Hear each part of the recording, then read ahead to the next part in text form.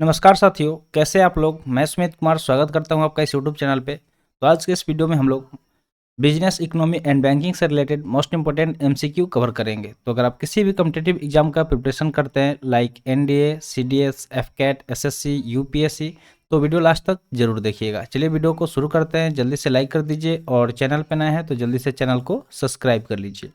तो चलिए देखते हैं। ये लेक्चर फर्स्ट रहेगा। इसी तरह हम लोग टोटल 5 लेक्चर कवर करेंगे इस टॉपिक पे, तो पूरा वीडियो आप जरूर देखिएगा। ऑलरेडी बहुत सारे टॉपिक हम लोग कवर कर चुके हैं। अगर आप चैनल पे नहीं देखे हुए हैं वो सारे वीडियो को, तो जाके जरूर देखिएगा। चलिए देखते हैं क्वेश्चन। पहला क्वेश्चन है कि what is the wholesale price index, जिसको हम लोग शॉर्ट में WPI बोलते हैं, based inflation in India in February 2023। तो होलसेल प्राइस इंडेक्स के बारे में पूछा जा रहा है, ठीक है। जो इन्फ्लेशन के बारे में इंडिया में जो फरवरी 2023 में क्या था उसके बारे में पूछा गया।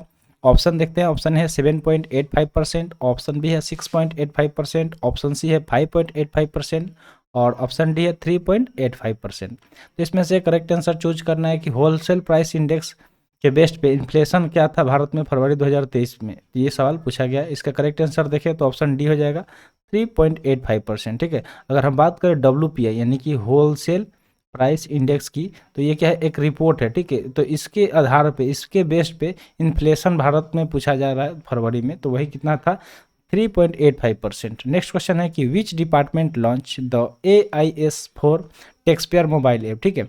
AIS एक तरह का एप्लीकेशन है, ठीक है, मोबाइल एप्लीकेशन है। इसके लिए तो जो भी टैक्स पेयर है यानी कि जो गवर्नमेंट को टैक्स पे करते हैं, तो उस डिपार्टमेंट के बारे में पूछा जा रहा है कि वो कौन सा डिपार्टमेंट है जिसने लॉन्च किया है इस मोबाइल एप्लीकेशन को। चलिए ऑप्शन देखते हैं। ऑप्शन ए है income tax department, option B है department of expenditure, option C है डिपार्टमेंट ऑफ रेवेन्यू और ऑप्शन डी है डिपार्टमेंट ऑफ इकोनॉमिक अफेयर्स। तो करेक्ट आंसर इसका अगर हम देखें कि कौन सा डिपार्टमेंट है जिसने लॉन्च किया है AIS tax payer mobile application, तो इसका करेक्ट आंसर हो जाएगा option A income tax department, ठीक है। इनकम टैक्स डिपार्टमेंट क्या किया है, एक मोबाइल एप्लीकेशन को लॉन्च किया है जिसका नाम क्या है AIS। किसके लिए, तो जो भी टैक्स पेयर है उनके लिए, ठीक है। टैक्स पेयर के लिए ये मोबाइल एप्लीकेशन बनाया गया है। थर्ड क्वेश्चन है कि which union ministry is associated with E-PACE which will help in closing down businesses, ठीक है। तो कहा जा रहा है, उस यूनियन मिनिस्ट्री के बारे में पूछा जा रहा है कि कौन सा यूनियन मिनिस्ट्री है जो कि एसोसिएटेड है किसके साथ, CPES के साथ, ठीक है। जुड़ा हुआ है CPES के साथ कौन सा मिनिस्ट्री जो किसमें हेल्प करेगा, तो किसी भी बिजनेस को क्लोजिंग डाउन करने में हेल्प करेगा, ठीक है। बिजनेसेस जो भी होंगे उसको क्लोजिंग डाउन करने में हेल्प करेगा, वो कौन सा। तो चलिए देखते हैं। ऑप्शन दिया गया है। ऑप्शन है ministry of finance, option B है ministry of corporate affairs, option C है मिनिस्ट्री ऑफ एक्सटर्नल अफेयर्स और ऑप्शन डी है ministry of home affairs. Correct answer इसका देखिए तो करेक्ट आंसर क्या हो जाएगा, तो करेक्ट आंसर ऑप्शन बी हो जाएगा मिनिस्ट्री ऑफ कॉर्पोरेट अफेयर्स, ठीक है। जो मिनिस्ट्री ऑफ कॉर्पोरेट अफेयर्स है जो कि इससे एसोसिएटेड है, तो CPES से, ठीक है। जो CPES है इससे एसोसिएटेड है यानी कि जुड़ा हुआ है, जो कि बिजनेस को क्लोज डाउन करने में सहायता प्रदान करेगा। नेक्स्ट क्वेश्चन है what is the estimated amount that the government will borrow for the first half of in financial year 2023-24, ठीक है।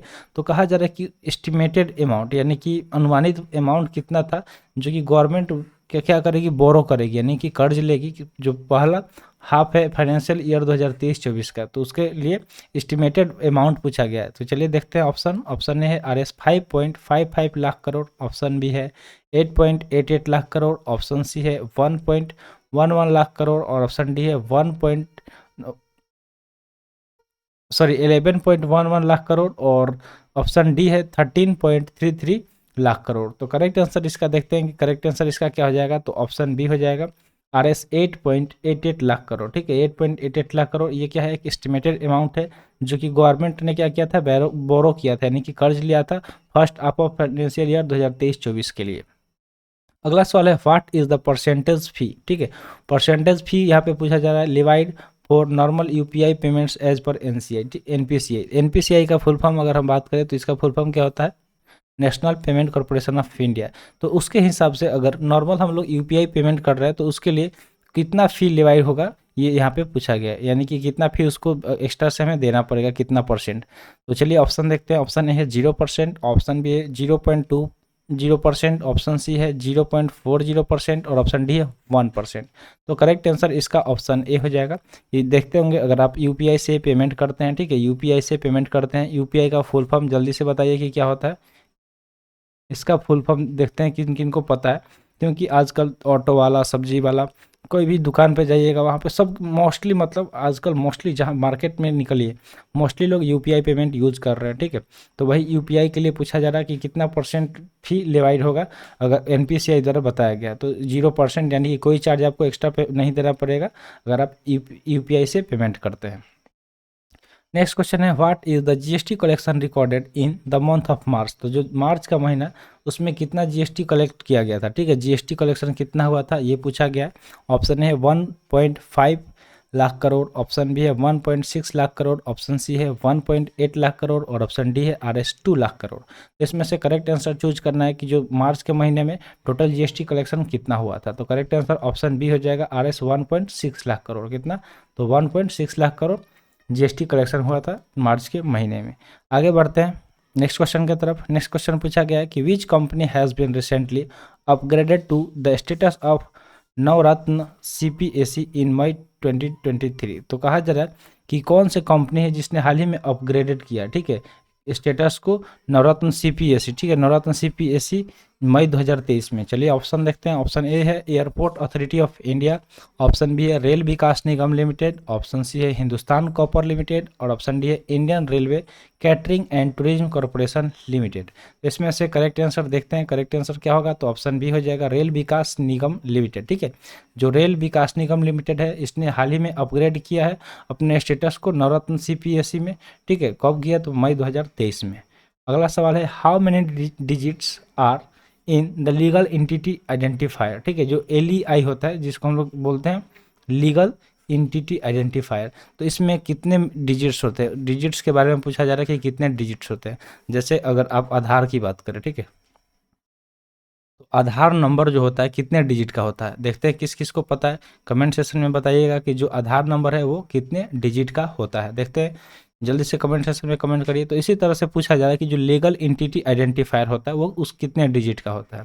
तो चलिए ऑप्शन देखते हैं। ऑप्शन ए है 10, ऑप्शन बी है 40, ऑप्शन सी है 18 और ऑप्शन डी है 20। तो इसमें से करेक्ट आंसर चूज करना है। करेक्ट आंसर इसका ऑप्शन डी हो जाएगा कि जो लीगल एंटिटी आइडेंटिफायर होता है वो कितने डिजिट का होता है। तो 20 डिजिट का होता है। कितने डिजिट का?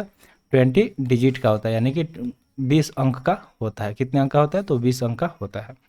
नेक्स्ट क्वेश्चन है prevention of money laundering act, जिसको हम लोग शॉर्ट में PMLA बोलते हैं। Prevention of money laundering act was enacted in which year. तो इसको किस साल इनेक्टेड किया गया था, यानी कि लागू किया गया था, ये पूछा गया। कौन सा लॉ? तो prevention of money laundering act, ठीक है। Prevention of money laundering act के बारे में पूछा जा रहा है कि किस साल इसे पारित किया गया था।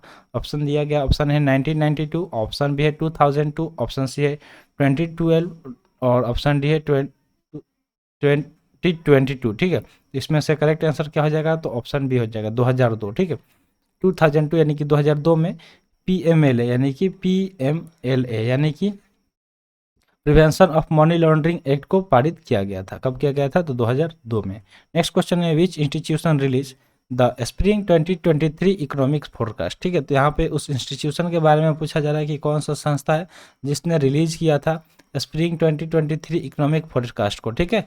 तो चलिए ऑप्शन देखते हैं। ऑप्शन है वर्ल्ड बैंक, ऑप्शन बी है यूरोपियन कमीशन, ऑप्शन सी है WEF और ऑप्शन डी है IMF। करेक्ट आंसर चूज करना है कि कौन सा संस्था जिसने स्प्रिंग 2023 इकोनॉमिक फोरकास्ट को लॉन्च किया था, रिलीज किया था, यानी कि जारी किया था। तो करेक्ट आंसर ऑप्शन बी हो जाएगा यूरोपियन कमीशन। किसने किया था? यूरोपियन कमीशन ने स्प्रिंग 2023 इकोनॉमिक फोरकास्ट को जारी किया था।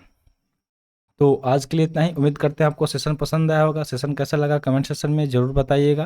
तो मिलते हैं फिर अगले वीडियो में। Thanks for watching. जय हिंद।